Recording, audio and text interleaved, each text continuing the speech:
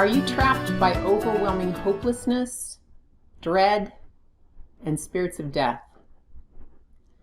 This article is based on my observation, experience, and fresh revelation from God during a specific deliverance session with a female client we'll call Sasha. With her encouragement, I share her deliverance to expose the demons of hopelessness, dread, and death that sought to kill, steal, and destroy her destiny. Sasha felt trapped. She was trying to escape childhood demons that still had her hands and feet tied with apathy, hopelessness, and dread. She'd spent her youth being a mother to her mother with no father present.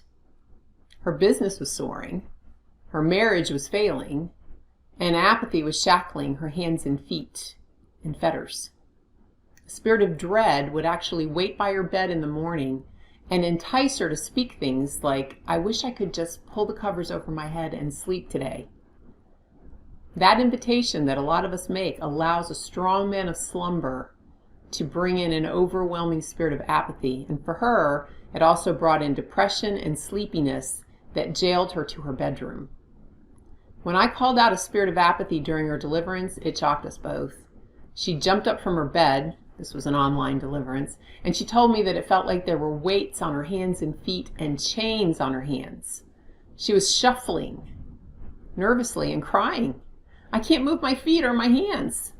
She held up her hands to show me, and honestly, they looked deformed. This spirit of apathy was rooted in a hopeless feeling of being trapped in an unhappy marriage.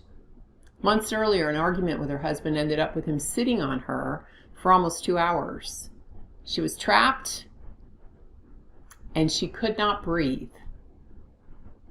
The demons went wild when we cast them out.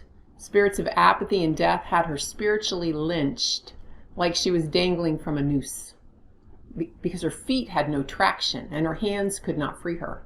It was like she was suspended. These were generational spirits that hung her forefathers.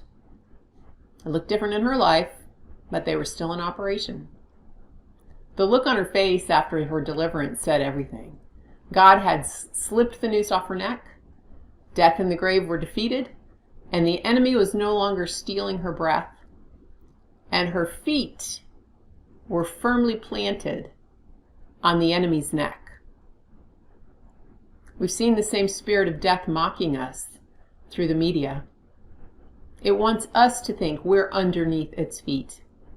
But the enemy is a liar. And his greatest fear is the glory of God found in the unity of the remnant. As God's elect, we have authority to put these devils where they belong. You know, in Romans 16:17-20, it says, "Now I urge you, brethren, keep your eye on those who cause dissension and hindrances, contrary to the teaching which you learned, and turn away from them.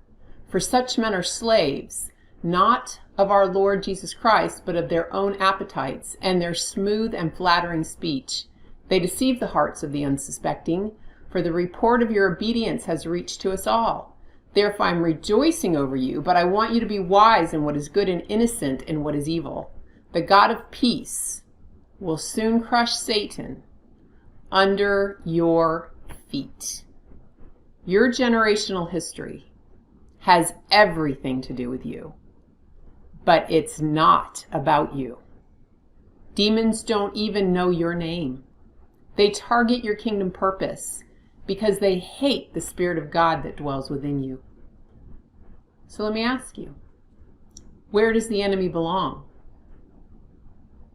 If he's not under your feet and you feel trapped with overwhelming hopelessness, dread, and spirits of death, please contact us today.